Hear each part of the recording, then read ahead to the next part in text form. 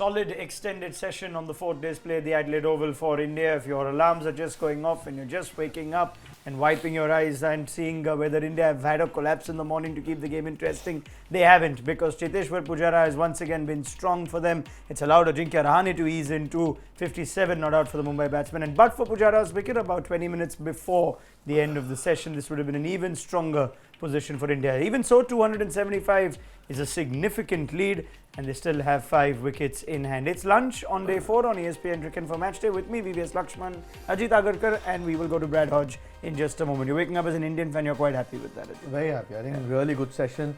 Maybe Australia were a little bit flat this morning than what they were last evening, when the one thing that Australia had done well yesterday was keep the runs down. Unfortunately, I mean, coupled with good batting and some average bowling especially. Obviously from 60 to 80 over, it is a lot easier to bat that ball once it's softer, but India has done really well. Their partnership was crucial because suddenly India have lost 2 wickets. So, and Rahane getting runs is a real bonus for India. I mean, it seemed at the end of that session, we were praising yesterday, we were praising Australia's bowlers for keeping it tight, making it hard. And all of a sudden this morning they show up, and like Ajit says, there was a flatness about them. Yeah, and which is surprising, because keeping in mind that they were behind in this test match. And it was very crucial to start off aggressive way, pick up wickets. If they're not going to pick up wickets, then not concede runs and wait till the new ball is available and then look to be attacking. So I think little surprising and strange that Nathan Lyon didn't start bowling first this morning. But having said that, you can't take the credit away from Pujara, the way he applied himself, and especially Ajinkya Rahane, because he didn't get runs in the first innings, and he's the vice captain of the team, and he looked a little tentative in the time he spent in the first innings, whereas today, right from the first ball, the intent he showed, the on-the-rise shot of Pat Cummins was beautiful to see, but most importantly, the way they applied themselves, the footwork they showed against Nathan Lyon, and suddenly someone like Nathan Lyon, who was so disciplined, also gave runs off the back foot, which is very rare in this test match so far with Nathan Lyon and Ravichandran Ashwin. Okay, now we must give a lot of credit, like VVS says, to India's batters, but it's almost a conversation you can't have without talking about Australia's bowlers and the lack of impact they had, especially Mitchell Starc and Nathan Lyon, why he didn't start. So let me go to Hodge first. Let's have that chat around the Aussie bowlers. You think with the way Lyon bowled yesterday, it was a given, Hodge, that he'd start the only 2 wickets in the session, eventually falling to the off-spinner. What explains him not starting then? Yeah, I think it was a tactical error from the Australians. Why Nathan Lyon didn't start the bowling today, I'm not particularly sure. He's easily been the most dangerous bowler for Australia this whole Test match, and it's a questionable one. I really have no answers for that as to why he didn't start. But I think we leaked a few runs, but also to combat any sort of attack that we've had is the skill of Ajinkya Rahane and Pujara in particular, about just an outstanding partnership when India required it. And you can see that on this wicket, it's still good for batting, but there's an opportunity for back-to-back wickets. And Australia needed a strike early, and they should have given it to their number 1 strike bowler on this Test match, Nathan Lyon. I'm curious to know, at the start of a new day, do you normally sit down or in the pre-day huddle and decide, okay, you guys are going to start, or is it just another impromptu call taken by the captain? Because surely someone would have said in that team camp then that Nathan Lyon should start. Yeah, we would never know that. But I mean, it is decided who's going to start. I mean, and usually in a situation what Australia found themselves in, 166 behind with India having 7 wickets in hand, you go to your 2 best bowlers in that particular game, unless there's a new ball coming. But which wasn't the case. I think Starc's not been at his best in this Test match. To start with him, I mean, if they had to give it to the seamers, you'd rather start with Hazelwood and Cummins, who have been 2 of your better seamers. So, yeah, error from Tim Payne, and look, maybe it wouldn't have mattered. Both Pujara and Rahane batted superbly. But talking about getting your but you still want to make the right decisions, and then if it doesn't work, you take it. So, yeah, those 2 or 3 overs, there was 2 overs bowled by the seamer from the end. Nathan Lyon eventually came on. So, maybe just ease the pressure of the Indians in the first thing in the morning. Old ball as well, 61 overs bowled yesterday. So, quite a soft ball. It didn't do much yesterday. Australians were really good or disciplined. So, you didn't expect the ball to suddenly start doing too much on a 4th morning. So, yeah, could end up being a big error. Okay, now that's for Nathan Lyon. Let's have a larger conversation on Mitchell Starc. Now, Ajit said yesterday that he felt like he was bowling within himself. I was very interested to hear Shane Warne on commentary, Hodge, and supported with Adam Gilchrist and Michael Vaughan about how Mitchell Starc is just not seeming to be the kind of bowler that either looks like he's had enough cricket behind him. Is he the kind of bowler that Australia have actually done some harm to by overprotecting? Just your assessment of Starc, who's had not the greatest run of it in his last 6 or 7 test matches. Well, I actually spoke to Warney about it behind the scenes here, and he was quite vocal about it, actually, you know, just trying to understand where Mitchell Starc's at. And I think we went back to, I think it was Cape Town in the first test match against South Africa, where he had an impact. And he hasn't consistently been at his best. He certainly hasn't used the ball as the way in which Australia would want it to. And, you know, his captain would have expected something better when the game's on the line, for sure. I think one of the things which we need to understand is questioning how much cricket he's played leading into this test match. I know that we want these 4 bowlers up and running at one time, but he only played 1 Sheffield Shield game leading into this game, and he bowled 22 overs and 9 overs in the second inning. And I think that could be something our management needs to look at, whether he's bowling consistently enough and bowling well enough to actually lead this Australian attack. Now, as a fast bowler, and I'll come to you too, VVS, but as a fast bowler, can it go against you when you've had too much rest, even though that rest is to keep you fresh for a long summer ahead? Yeah, I mean, you'd rather win Australia a couple of games, go flat out and then get injured, than try and bowl within yourself and actually not have an impact in the game. You need overs under your belt. Just like batsmen need time in the middle, it's actually even more so important because you need those miles in your legs. Unless you don't bowl enough overs leading into a test match.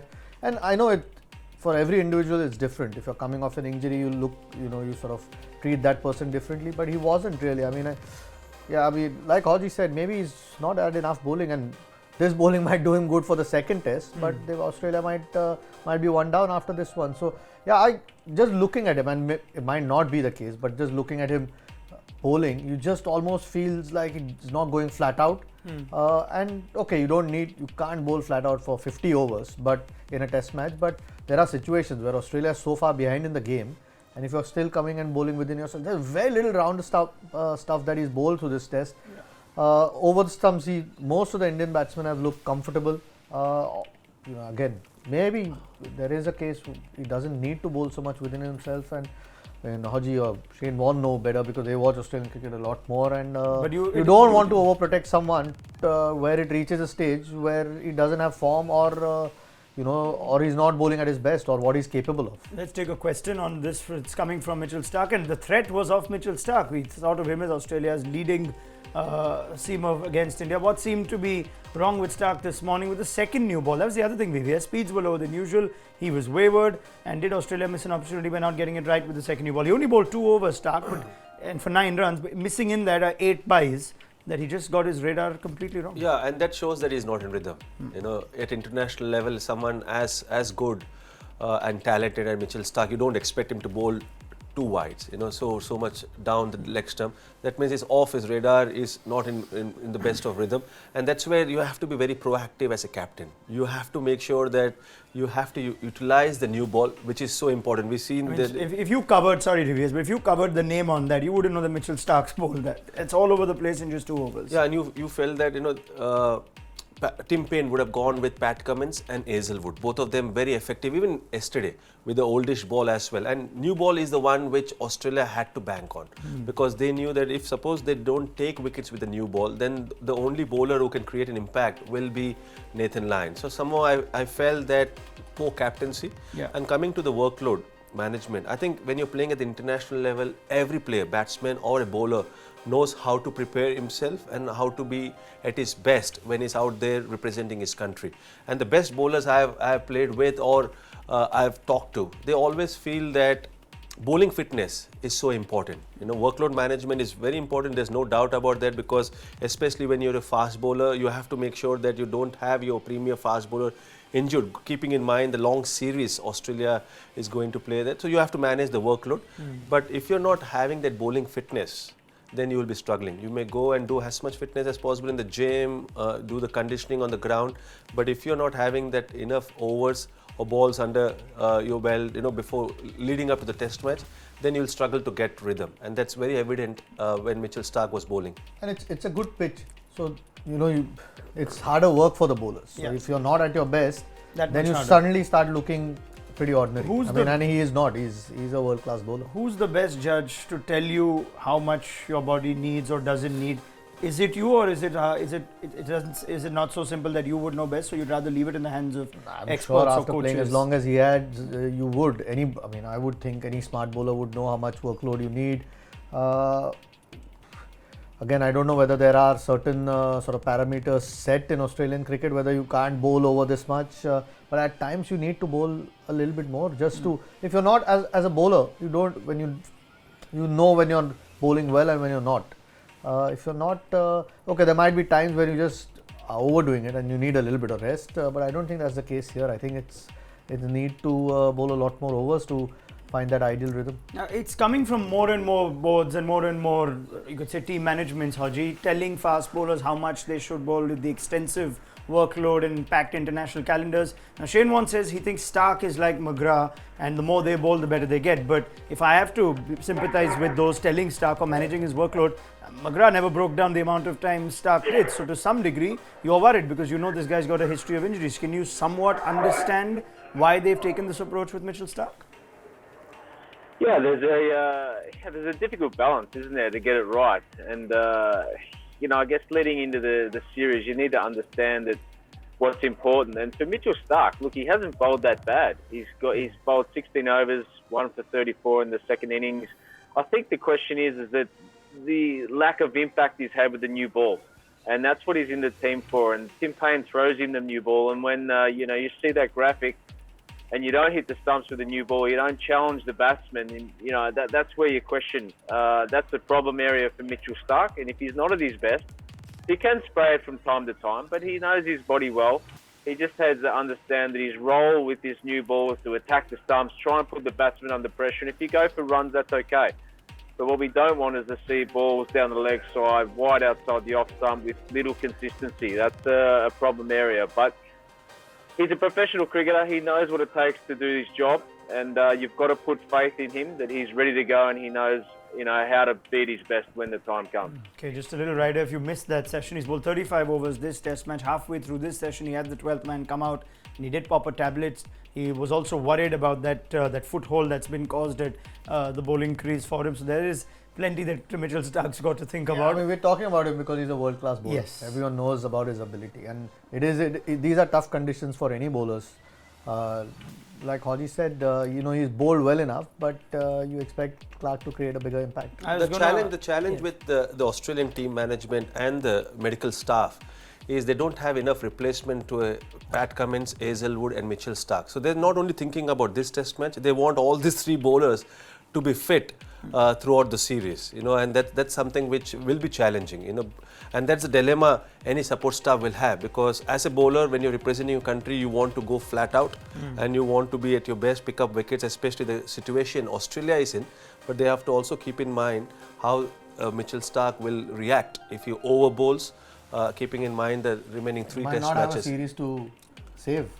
Yeah. So that's also the dilemma, because when someone is taking a pill, and he's got a history of stress fracture, he has to be a little careful. Especially so it is in the back of your mind. Yes. Gee, we're talking about how the batting doesn't have reserves. Now we're worried about if Starc goes. Hodge, it seems like there are only about 15, 16 people playing good enough to play international cricket. I'm sorry if the rest of the world is taking such delight in Australia's misery, given the champion team you guys were for 20 years. Well, we're certainly in a trough at the moment, at the bottom of that trough, unfortunately. But I think you've got to give credit to the Indian batsmen who have applied themselves with a lot more skill and mental attitude in this innings than the first innings. And Australia need to do the same thing.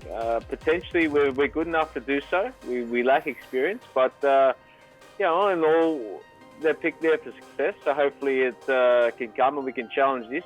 If we get 2 quick wickets, we can chase around 300, but if we don't, then it's going to be such a daunting task. Yeah, fair enough. Let's move to the Indian batting and take nothing away from them. It's not their fault that they didn't see Nathan Lyon start in the day's proceedings, or that Mitchell Starc wasn't at his best. And Cheteshwar Pujara following up that 123 in the first innings with a very solid 71 in the second. So nearly gave us the story of Virat Kohli and Vijay Hazare of 200s in the same test. But we'll take a Rahul Dravid 150 at Adelaide in the same game.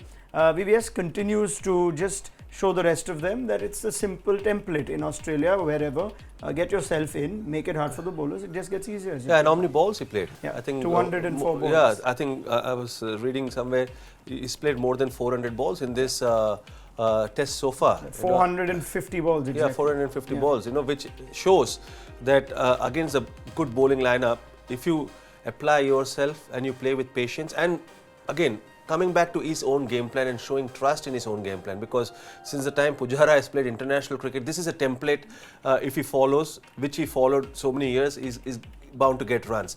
But what I really like was the authority with which he played Nathan Lyon. In the end, he got out to Nathan Lyon, but I think right from the first innings, he showed to the rest of his teammates that how to negate the effectiveness of Nathan Lyon with using his feet, going down, and even though it's not for playing a shot, but just to negate that turn and not allow the ball to turn and bounce, and that's really good to see.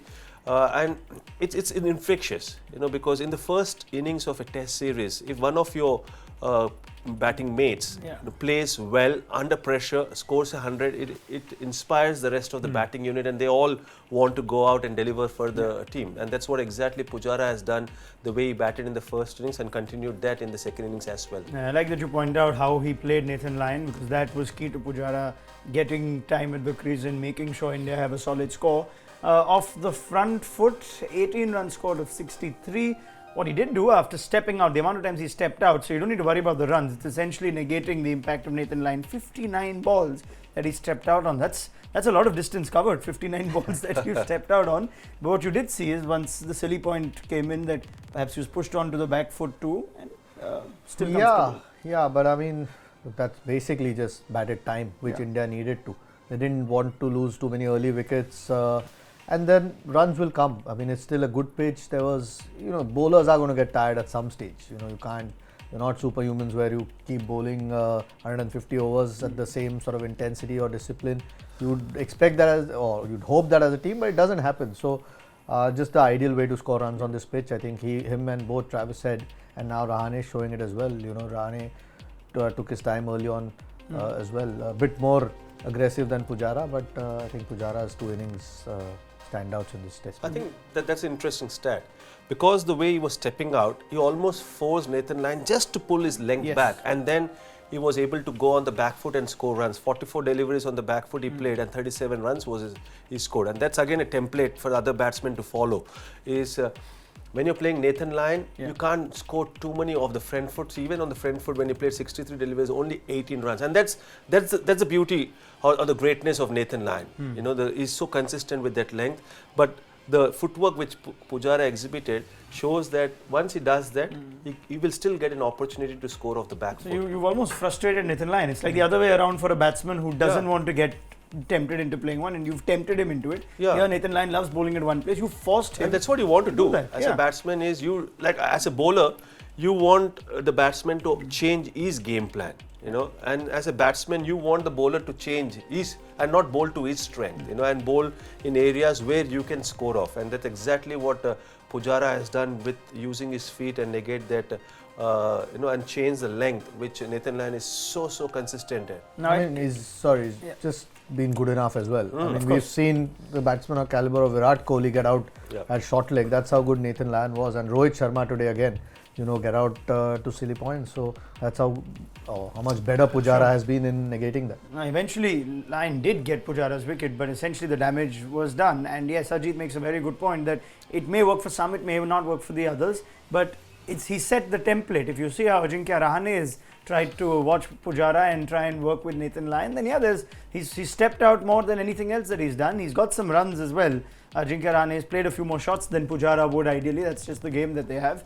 But you can see that that's the template everyone seems to be trying. Nathan Lyon did get heaps of wickets against India at the Adelaide Oval 4 years back. I believe there's a question too from one of our fans. So they're up and about early in the morning. They didn't have a late Saturday night like VVS, Ajit and me. But Pujara, Kohli, Williamson, Root Amla, who according to our experts is the best player of spin among current batsmen in Test. Hodge, I can take that to you. Just listening to all the data that we've got in the way they've played line, but you've got 5 pretty good players there. Best against spin? Amazing players. I think not in that lineup was Ajinkya Rahane. I've actually been super impressed with the way he's played today. Not only Nathan Lyon, but the quicks. Going back to that question, I'd say that Virat Kohli is an outstanding player of spin. Kane Williamson's pretty good. They're also not in that list of Steve Smith. I think he's probably Australia's best player of spin. But generally, anyone from subcontinent region is going to be better than anyone else in the world. So you'd have to put Virat at the top of that list, I would have thought. All right, but just let's keep the chat online and how he was trying to play cat and mouse with the batsman. The game of chess going on now between Pujara and him. But yesterday we said maybe a silly point could have come in to just change things. It did look like Pujara was stepping out a little less, and eventually the wicket of Rohit Sharma was to the excellent silly point catch by Peter Handscomb. Just your thoughts on perhaps one thing that they did get right, the Aussies? Yeah, there was a lot of frustration from legends of Australian cricket about not employing a bat pad on the offside, just to put that extra pressure on Pujara in particular, that he was using the pad and bat, and he wasn't dominating the scoring. So they thought that they could have used another fielder and placed him in that position to try and expose that play where he negated the ball with the pad and bat. So, look, it worked in the end, but probably too late for the Aussies. You can name Shane Warne, it's fine, Hodgie. Just because we've named him a few times doesn't mean you've got to hold back. Yeah, there was a few captains. There was Shane Warne, who wasn't an Australian captain, but there was Alan Border, there was Ian Chappell in particular, there was Tom Moody, who knows a lot about cricket. They just wanted to see something change a little bit. Pujara wasn't hurting Nathan Lyon on the scoreboard with his play, but what he was doing is he was negating his best balls, and that was skillful batting. But if you're Nathan Lyon, it's very frustrating to see that your best balls are being patted away with the pad instead of using the bat, which we saw Virat get out to, and also Rohit Sharma. Yeah, it's a strange one because clearly Nathan Lyon's not comfortable having a guy in front of at silly point. Throughout the day yesterday, he didn't employ one. I think someone's obviously gone and said it to him. So it's some of the decisions, kind of helped India as well. I think as soon as there was one, Pujara tried to play off the back foot. So maybe Australia missed a trick yesterday. And it was a tactic that they employed not immediately when Nathan Lyon came on, but eventually. Well, it did work. I don't think he's going away from silly point now, is Peter Handscomb for a while. More questions coming up, and I can see a lot coming in the comments too, and I will take some of those. One from Jiten Chandrana. Why has Aaron Finch been fielding at short leg to line when Handscomb is one of the better short leg fielders in the world and anticipates very well? Handscomb's the one that took the catch eventually, but the better fielder, would you say? Handscomb's got the better set of hands. Yeah, I mean, he stood throughout the first innning, so not quite sure. Like Brad said yesterday, maybe Finch is a bigger target, but I'm not sure.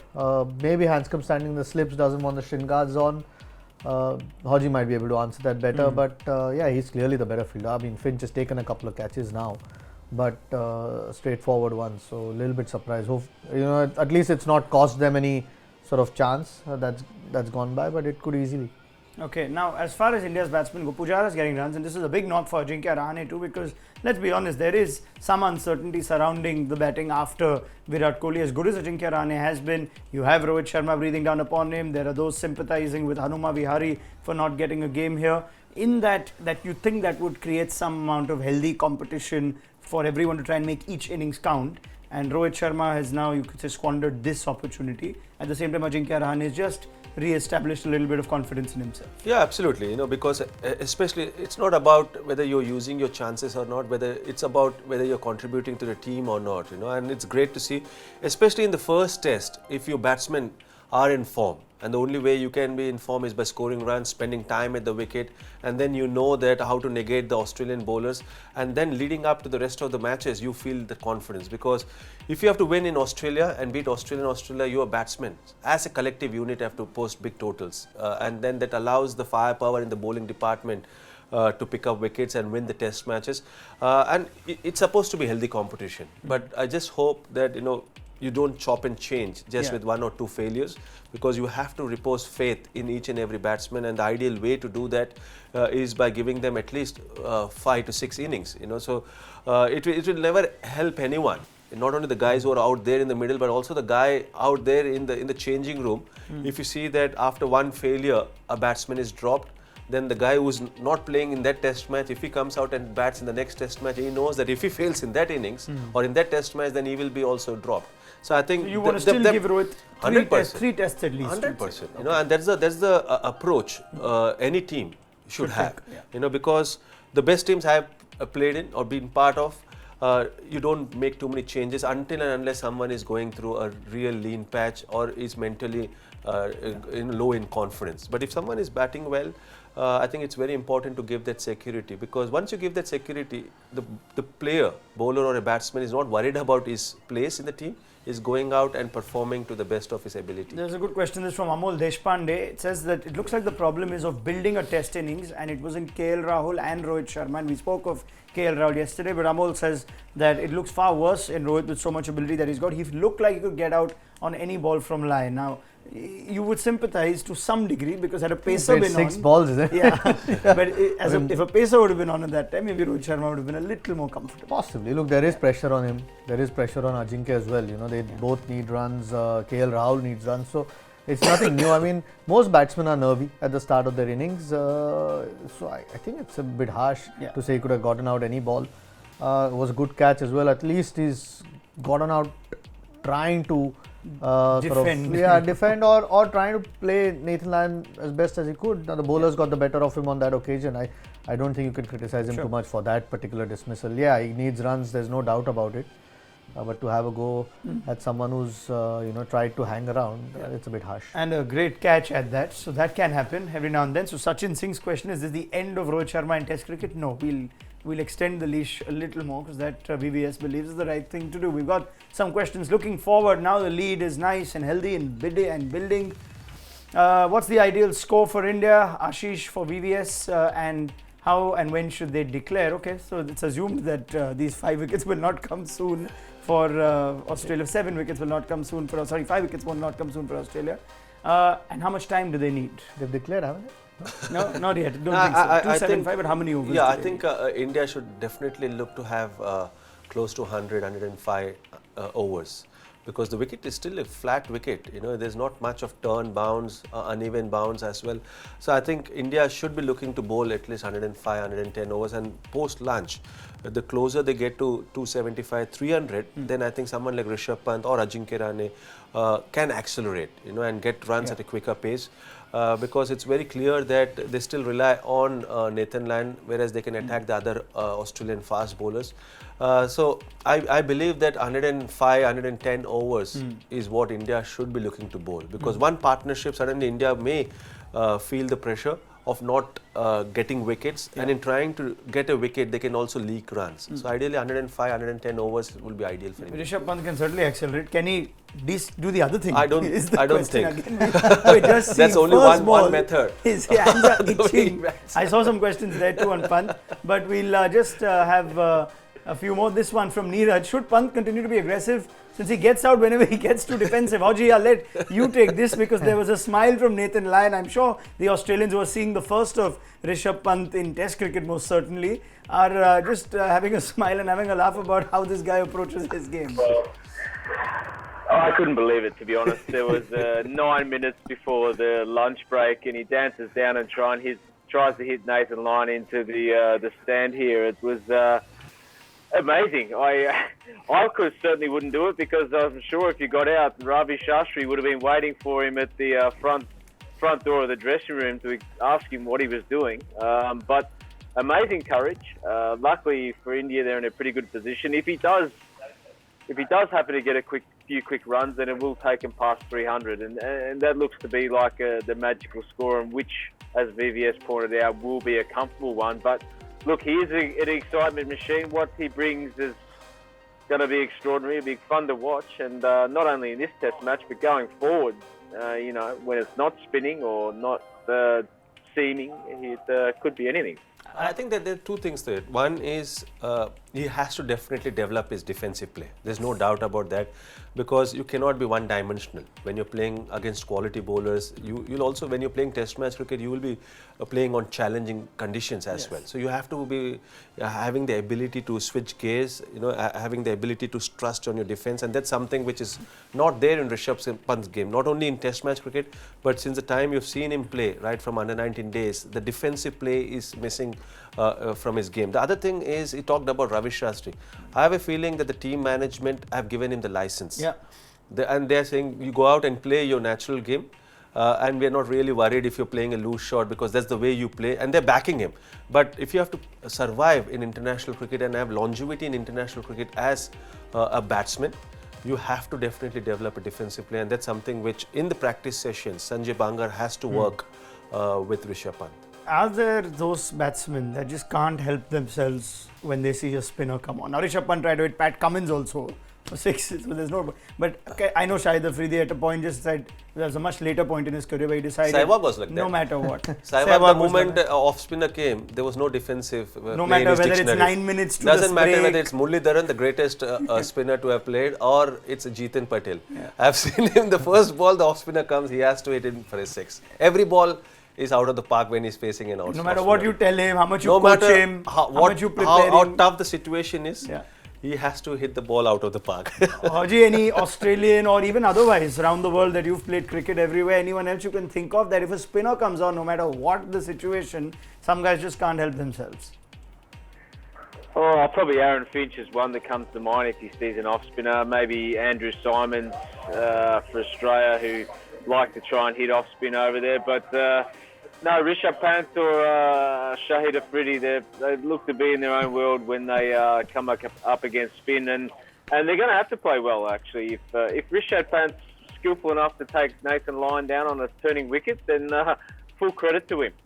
All right, now if you're asking questions already about whether India have got enough in itself, 275 is a lot of runs to get in Australia. If you look at the highest successful chases for Australia at home in the last 10 years, then they've not gone past 2-3-1. So that should give you some perspective. Of course, taking into account this match, this situation, the batting Australia have and India's bowlers, this all comes into say that India would probably feel they have enough, but there's still so much time left in this game. Now, as far as our Fab 4 predictions for today, VVS Laxman, Ajit Agarkar and Brad Hodge have been playing this game through this test. They pick 4 players depending on how they do. They get points like a fantasy system with runs, wickets and catches and bonus points for 50s, 100s, 5-wicket hauls, etc. So let's just have a quick look at how Brad Hodge has done, and he was the only man to pick Ajinkya Rahane, who's getting him some nice little points, 56. Nathan Lyon's 2 wickets mean 40 points. Rohit Sharma, unfortunately, Hodge won't be getting you too many more today.